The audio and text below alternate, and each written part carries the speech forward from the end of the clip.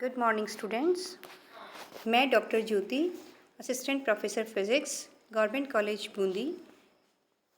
आज nuclear physics की class में हम नेक्स्ट टॉपिक लेंगे वैद्युत चतुर्ध्रुव आघूर्ण या इलेक्ट्रिकल क्वाड्रुपल मूवमेंट। देखिए, जिस तरह से इलेक्ट्रॉन के corresponding different types of moments के बारे में, डिफरेंट टाइप्स ऑफ आघूर्ण के बारे में हम पढ़ते हैं, जिस तरह से मोनोपोल मोमेंट, डाइपोल मोमेंट, इसी तरह से नाभिक के न्यूक्लियॉन्स अर्थात प्रोटॉन के कॉरस्पॉन्डिंग, जो कि पॉजिटिव चार्ज्ड पार्टिकल होता है, उसके कॉरस्पॉन्डिंग भी डिफरेंट टाइप के आघूर्ण के बारे में आज हम पढ़ेंगे। तो देखिए, इसके लिए सबसे पहले हम एक विचार करते हैं कि माना कि O बिंदु के सापेक्ष आवेश घनत्व रो आर है।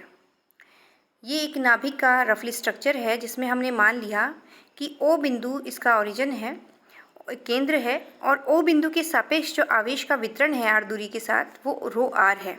उसका जो वेरिएशन है वो r का फंक्शन है। तब dv आयतन अल्पांश पर हमने एक स्मॉल r दूरी पर एक dv आयतन अल्पांश लिया है, और इस dv आयतन अल्पांश पर जो चार्ज होगा, चार्ज का मान होगा, वो होगा आवेश घनत्व मल्टीप्लाई बाय आयतन। तो dq जो होगा, जो dv आयतन पर चार्ज का मान है, that will be rho r multiply by dv। dv जो है इसका आयतन है और रो आर इसका आवेश घनत्व है। माना z एक्सिस पर एक पॉइंट 0 r स्थित है। z अक्ष पर हमने एक a पॉइंट ले लिया जिसकी निर्देशांक 0 कैपिटल R है, जो कि O बिंदु से r दूरी पर स्थित है।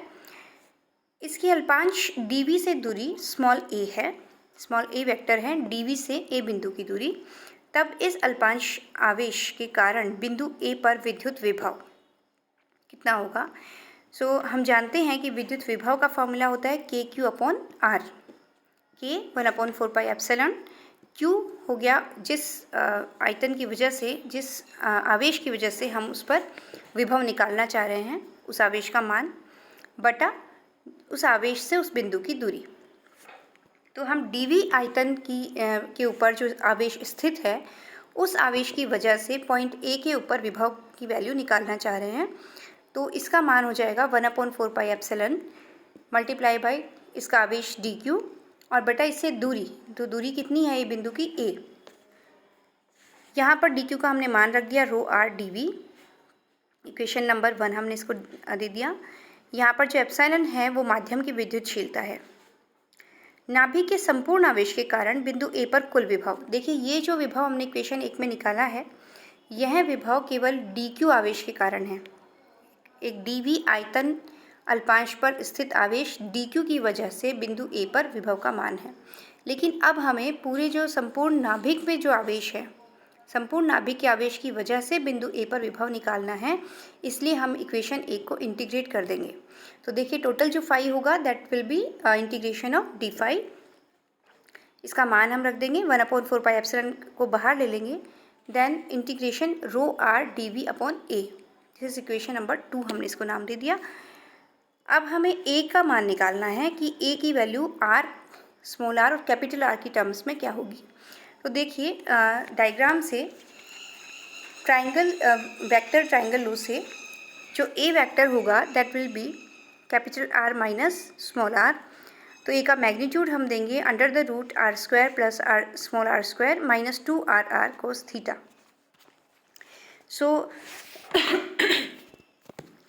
अब हमें 1/A की वैल्यू निकालनी है।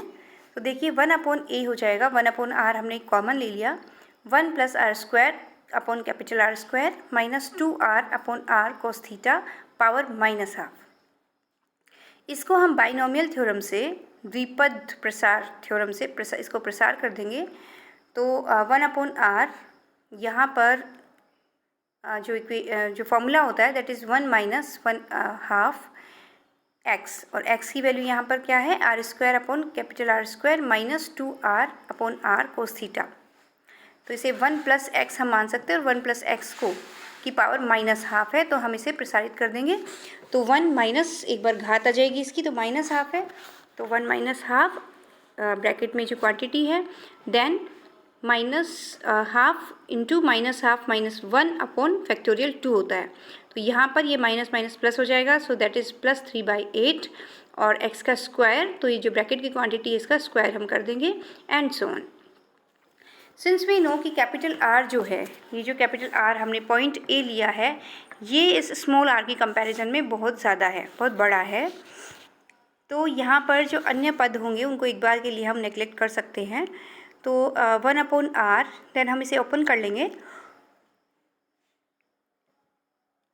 यहाँ पर किस तरह से क्या करा है हमने कि r का हम जो कोफिशिएंट है उसे हमने अलग कर लिया। सो 1 + r/R cos theta plus r²/2r², 3 cos² theta -1 plus and so on. तो यहाँ पर हमने जो कोफिशिएंट है एक बार कांस्टेंट रखा है, प्लस r का कोफिशिएंट है, देन r² का कोफिशिएंट है, इनको हमने अलग अलग लिख लिया है। अब देखिए इक्वेशन 2 में हम इसकी वैल्यू पुट कर देंगे 1/a की। So we got phi = 1/4πε 1/r integration ρr dv plus 1/r² ρr r cos theta dv plus 1/2r³ since r is constant value, so हमने इसको बाहर ले लिया है।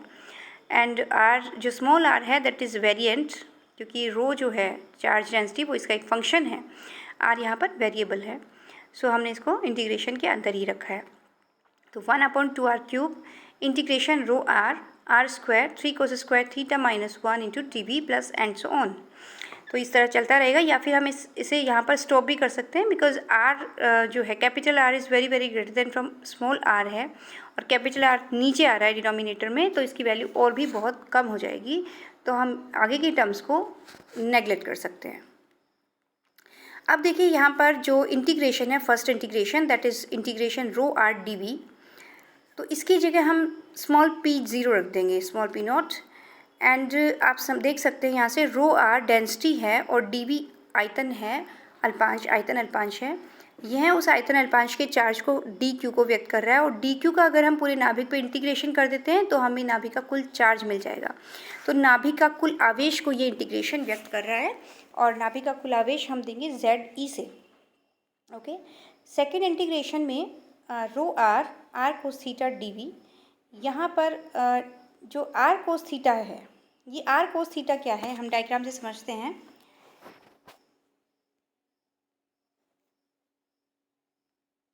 Just a minute. ओके, देखिए ये हमारा r है, दिस इज़ r, इसी डायरेक्शन में है, और ये हमारा कैपिटल R है। इन दोनों के बीच में एंगल थीटा है, इसी डायग्राम से हम देख रहे हैं, मैं अलग से इसको बना रही हूँ यहाँ पर।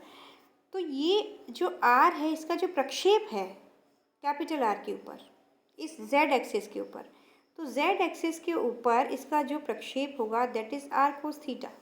देख सकते हैं ये एंगल थीटा है, z एक्सिस से जो स्मॉल r वेक्टर है वो थीटा एंगल बना रहा है, तो r का प्रक्षेप जो z एक्सिस पे होगा that is r cos theta होगा, और वही हमने यहाँ पर रखा है। तो r cos थीटा को हमने स्मॉल z मान लिया, तो यहाँ इंटीग्रेशन में हम पुट कर देंगे ρr z dv that is P1, और ये जो मान होता है ये होता है द्विध्रुव आघूर्ण का z घटक, क्योंकि द्विध्रुव आघूर्ण जो हम देते हैं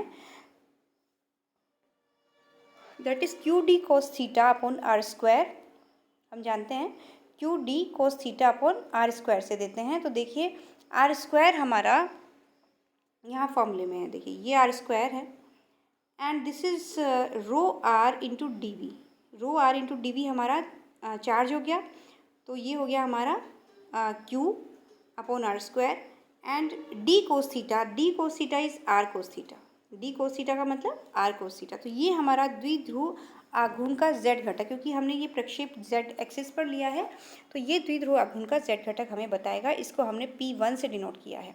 ओके, देन थर्ड इंटीग्रेशन की हम बात करते हैं, that is ρr r², 3 cos² theta -1 into dv, इसको हम इस तरह से लिख देंगे ρr 3 और r² को हम ब्रैकेट के अंदर ले लेंगे, 3r² cos² theta, so this is square of r cos theta या z², तो हम इसको 3z² लिख देंगे, माइनस r² इंटू dv। ये जो कंपोनेंट है, ये जो इंटीग्रेशन है, हमें क्या बता रहा है, इसको हम P2 मानेंगे एंड इसको हम P2 को Q से डिनोट करेंगे, कैपिटल Q से, और ये हमें चतुर्ध्रुव आघूर्ण का Z घटक बताएगा। क्या बता रहा है ये हमें? चतुर्ध्रुव आघूर्ण का Z घटक बता रहा है। तो ये वैल्यूज़ हम P0, P1 और P2 की फॉर्म में ऊपर वाली इक्वेशन में फाई की इक्वेशन में पुट कर देंगे। So we got phi equals to 1/4 pi epsilon P0 upon capital R, क्योंकि 1/R का मल्टीपल है। ये हमारी फर्स्ट टर्म हो गई। सेकेंड टर्म हो जाएगी 1/4 pi epsilon P1 upon R square, तो ये 1/R स्क्वायर का मल्टीपल होगा। इसी तरह से 1/4 pi epsilon P2 upon 2R cube, ये हमारी थर्ड टर्म हो गई। तो देखिए फर्स्ट टर्म हमें क्या बताती है, that is K P0 upon R। Okay, P0 हमें नाभिक का कुल आवेश बता रहा है, that is Q, and KQ upon R हमें क्या देता है, विभव देता है। KQ अपॉन R किसका फॉर्मूला होता है, एक बिंदु आवेश के कारण किसी दूसरे बिंदु पर विद्युत विभव, जिस पर हमें विभव निकालना है। सो फाई की टर्म में जो फर्स्ट टर्म है ये हमें बता रही है बिंदु आवेश के कारण बिंदु ए पर विद्युत विभव। ओके, सो ये जो है ये मोनोपोल मोमेंट को हमें बता रहा है। P0 क्या बता रहा है, मोनोपोल मोमेंट, एक ध्रुवीय सिंगल ध्रुवीय आघूर्ण को हमें बता रहा है P0। ओके, तो P0 सिंगल ध्रुव का आघूर्ण क्या होता है P0, और P0 क्या होता है एक्चुअल में, नाभिक का कुल चार्ज होता है। तो मोनोपोल मोमेंट एक्चुअल में नाभिक के कुल चार्ज को व्यक्त करता है। तो यह बात हमें ध्यान में रखनी है कि P0 या मोनोपोल मोमेंट या एकल ध्रुवीय आघूर्ण क्या बताता है हमें, नाभिक के कुल चार्ज को बताता है। और विभव के फॉर्मूले में जब फाई की हम बात करते हैं तो फर्स्ट टर्म हमें क्या देती है, बिंदु आवेश के कारण किसी बिंदु पर या किसी बिंदु ए पर विद्युत विभव का मान देती है।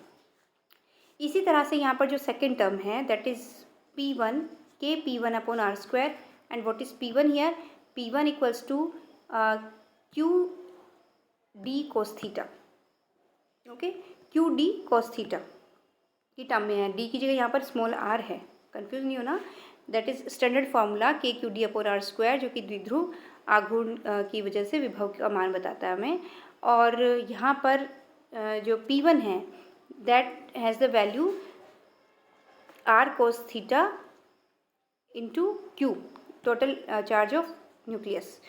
तो ये जो सेकेंड टर्म हो गई ये हो गई Z एक्सिस के अनुदिश द्विध्रुव आघूर्ण के कारण विभव, Z एक्सिस के कॉरस्पॉन्डिंग द्विध्रुव आघूर्ण के कारण विभव को बता रहा है हमें, क्योंकि उसका मान होता है KQD cos theta upon R square. तो ये उसी फॉर्मेट में ये हमारा सेकेंड टर्म है।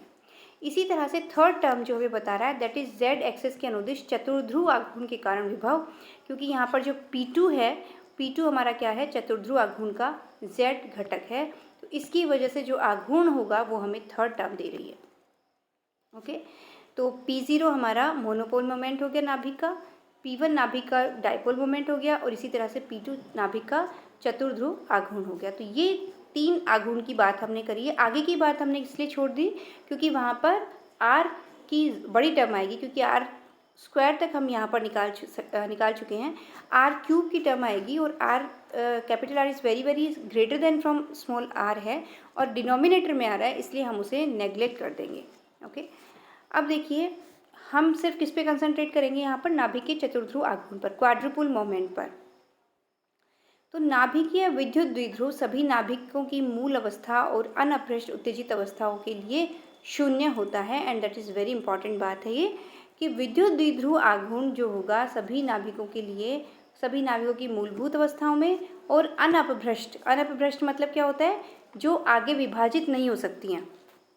ओके, अनअपभ्रष्ट मतलब जो सिंगल एनर्जी स्टेट होती है उसे हम अनअपभ्रष्ट अवस्था कहते हैं। तो जो अनअपभ्रष्ट उत्तेजित अवस्थाएं होती हैं उनके लिए भी विद्युत द्विध्रुव का आघूर्ण शून्य ही होता है।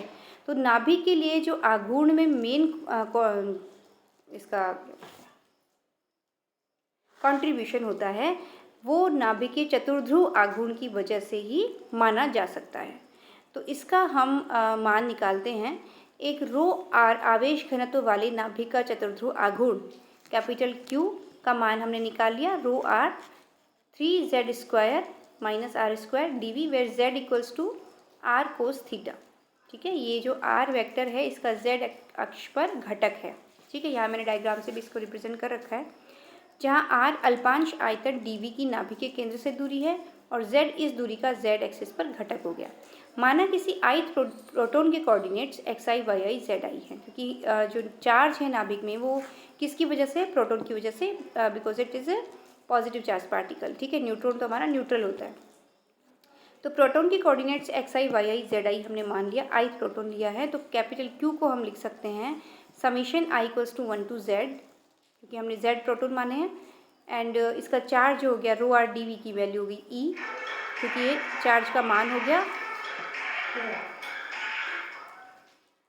और ई हो गया, एंड 3zi स्क्वायर, क्योंकि आई प्रोटॉन है तो 3zi square minus r i square, where rho r i d v e है जो कि प्रोटॉन का चार्ज है।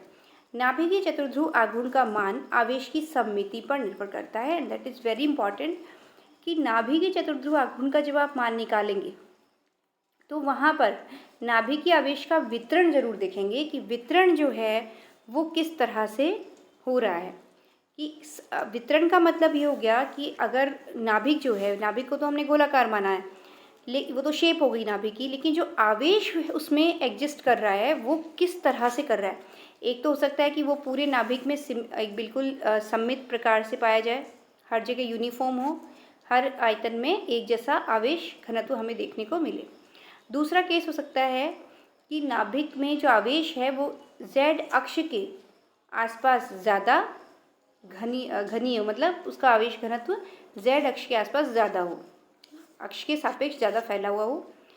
एक हो सकता है कि z अक्ष के लंबवत ज़्यादा फैला हुआ हो। तो इस तरह से तीन हम सममिति की यहाँ पर बात करते हैं। ठीक है, तो फर्स्ट हम देखते हैं गोलीय सममिति। देखिए, गोलीय सममिति में हो जाएगा कि तीनों अक्ष, तीनों जो डायरेक्शन है x y z, तीनों डायरेक्शंस में यूनिफॉर्मली हमारा चार्ज पाया जाएगा। तो यहाँ पर जो r स्क्वायर होगा that is x square plus y square plus z square. अब यहाँ पर ये जो दूरियाँ हैं x square plus y square plus z square, इसे कन्फ्यूज़ नहीं होना, ये आवेश वितरण को रिप्रेजेंट कर रही हैं कि तीनों ही दिशाओं में आवेश वितरण सममित है। सममित होगा तो यहाँ पर किसी चार्ज की जो केंद्र से दूरी होगी तीनों डायरेक्शन में, तो वही उसी आयतन की जो डिस्टेंस होगी dv की, तो उतने ही आवेश घनत्व वाले आवेश की आयतन की दूरी तीनों ही डायरेक्शंस में सेम होगी। तो that mean x square equal to y square equal to z square होगा। सो एवरेज आर स्क्वायर का जो एवरेज होगा that is equivalent to 3z square average. Okay, क्योंकि गोलीय रूप से सममित आवेश मिल रहा है हमें, अतः इस इक्वेशन थर्ड में अगर हम रख देते हैं तो क्वाड्रुपोल मोमेंट जो Q हमें मिलेगा दैट इज़ ज़ीरो, क्योंकि 3z square minus Z 3z square. ठीक है, तो ऐसे नाभिक जिनके लिए Q इक्वल्स टू ज़ीरो होता है, क्वाड्रुपोल मोमेंट के मान ज़ीरो होता है, अगर हम कैलकुलेटिव निकालते हैं और हमें Q ज़ीरो मिलता है, तो हम ये कंक्लूड कर सकते हैं कि उस नाभिक का आवेश वितरण कैसा होगा, गोलीय सममित होगा। सेकंड हमारा आता है दीर्घाक्ष गोलाभ, प्रोलेट स्फेरॉइड। तो यहाँ पर देखिए जो वितरण होता है वो z एक्सिस की कॉरस्पॉन्डिंग फैला हुआ रहता है, स्ट्रेच रहता है। सो यहाँ पर 3z स्क्वायर का एवरेज ग्रेटर देन होगा r स्क्वायर से, क्योंकि z स्क्वायर एक डायरेक्शन में ज़्यादा आवेश हमें देखने को मिलेगा। सो Q ग्रेटर देन होगा यहाँ पर ज़ीरो से, क्योंकि देखिए 3z square minus r square है और फर्स्ट की जो टर्म है इसकी वैल्यू ज़्यादा है in comparison to r square, तो यहाँ पर Q ग्रेटर देन ज़ीरो होगा, या जो क्वाड्रुपोल मोमेंट होगा वो धनात्मक होगा। तो जिन नाभिकों का आवेश वितरण इस तरह से होता है, z अक्ष के सापेक्ष स्ट्रेच पाया जाता है, उनका चतुर्ध्रुव आघूर्ण हमेशा धनात्मक होता है। इसी का रिवर्स है, रेसिप्रोकल हमें मिलता है लघुवाक्ष गोलाभ या ऑब्लेट स्फेरॉइड। जिस तरह से हमारी अर्थ की शेप होती है, अर्थ भी हमारी कैसी है, ऑब्लेट स्फेरॉइड है, क्योंकि ऊपर और नीचे साउथ नॉर्थ पोल और साउथ पोल पे यहाँ पर चपटी है और बाकी स्फेरिकल शेप की है।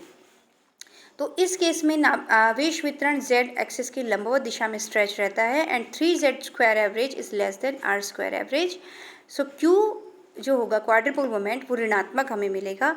तो जिन नाभिकों का आवेश वितरण इस प्रकार का होगा उनका क्वाड्रुपोल मोमेंट हमेशा ऋणात्मक होगा। अब देखिए चतुर्ध्रुव आघूर्ण की इकाई, since Q equals to rho 3z square minus r square dv, इसमें रो dv तो हमारा टोटल चार्ज हो गया एंड 3z² माइनस r² की यूनिट क्या हुई, दूरी की विमा स्क्वायर की विमा के बराबर हुई। ये दूरी का स्क्वायर की विमा के इक्विवेलेंट है। सो अगर हम देखिए इस क्यू में, जो लेफ्ट हैंड साइड में क्यू है, इसमें चार्ज से डिवाइड कर दे तो इसकी विमा किसके बराबर हो गई, दूरी के स्क्वायर की विमा के बराबर हो गई। तो जनरली जब क्यू निकाला जाता है तो उसमें टोटल चार्ज को डिवाइड करके ही आपको क्वाड्रुपल मोमेंट लिखा जाता है और उसकी यूनिट हमें दूरी के स्क्वायर की इक्विवेलेंट निकालनी पड़ती है। तो इसके दूरी का जो यूनिट होती है दैट इज़ मीटर स्क्वायर होती है, मीटर होती है। तो इसकी यूनिट हो गई मीटर स्क्वायर।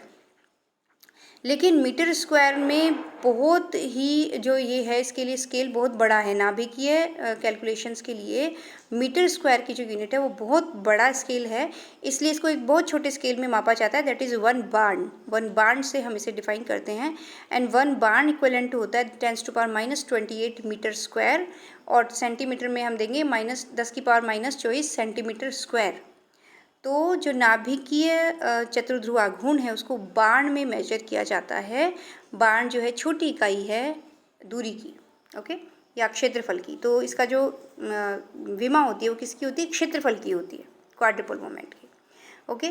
अब कुछ और बातें आज हम कर लेते हैं। किसी नाभिक जिसकी कोणीय संवेग क्वांटम संख्या कैपिटल J है कि प्रायोगिक प्रेक्षणों से प्राप्त चतुर्ध्रुव आघूर्ण QJ है और नेज चतुर्ध्रुव आघूर्ण Q0 है। एक तो होता है प्रायोगिक, एक होता है सैद्धांतिक, थ्योरेटिकल। तो थ्योरेटिकल मान जो है इसका Q0 है और प्रायोगिक मान QJ है।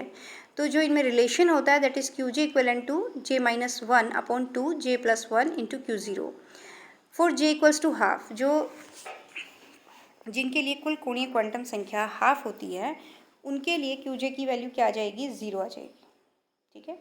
For QJ is not equals to 0, अगर हमें QJ नॉट इक्वल्स टू 0 है तो उससे हम कह सकते हैं कि J is always greater than 1 होगी। तो आप फॉर्मूले से देख सकते हैं कि QJ कब 0 नहीं होगा, कब नॉन ज़ीरो वैल्यू कब होगी इसकी, जब J जो है वो 1 के इक्विवेलेंट नहीं है या ग्रेटर देन 1 है। QJ and Q0 same sign के होंगे। अगर Q0 धनात्मक है तो QJ भी धनात्मक होगा, इसी तरह Q0 अगर ऋणात्मक है तो QJ भी ऋणात्मक होगा। तो हम देखिए क्वाड्रुपल मोमेंट से क्या क्या कंक्लूड कर सकते हैं। विद्युत चतुर्ध्रुव आघूर्ण का मान प्रोटॉन संख्या Z या न्यूट्रॉन संख्या N के बढ़ने के साथ बढ़ता है। जैसे जैसे भारी नाभिकों की तरफ हम बढ़ेंगे, जैसे जैसे Z की वैल्यू और N की वैल्यू बढ़ती जाएगी, वैसे ही विद्युत चतुर्ध्रुव आघूर्ण का मान भी बढ़ता जाएगा।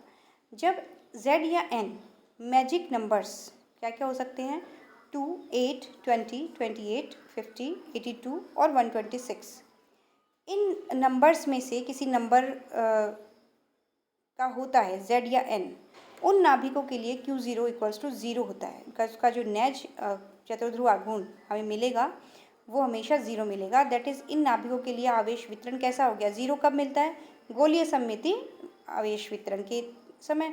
तो इनका जो आवेश वितरण होता है वो गोलीय सममित होता है। इसी तरह भारी नाभिकों के लिए Q जो होता है वो बहुत अधिक होता है। भारी नाभिकों के लिए Q बहुत अधिक होता है क्योंकि हमने देखा था कि Z बढ़ने के साथ साथ N बढ़ने के साथ साथ Q बढ़ता जाएगा। तो भारी नाभिकों के लिए Q बहुत अधिक होगा और इसका जो आवेश वितरण होगा वो असममित होगा। भारी नाभिकों के लिए 2 मैजिक नंबर्स के मध्य नाभिक के आवेश वितरण निम्न प्रकार से चेंज होता है। जो आवेश वितरण का जो शेप है, ये नाभिक की शेप नहीं है, ये आवेश वितरण की शेप है। तो देखिए आवेश वितरण पहले गोलीय है क्योंकि मैजिक नंबर्स के बीच की हम बात करें, 2 मैजिक नंबर्स की बात करेंगे तो Q0 जो है दोनों एंड्स पर 0 होगा, ठीक है। 0 कब होता है, जब गोलीय आवेश वितरण होता है।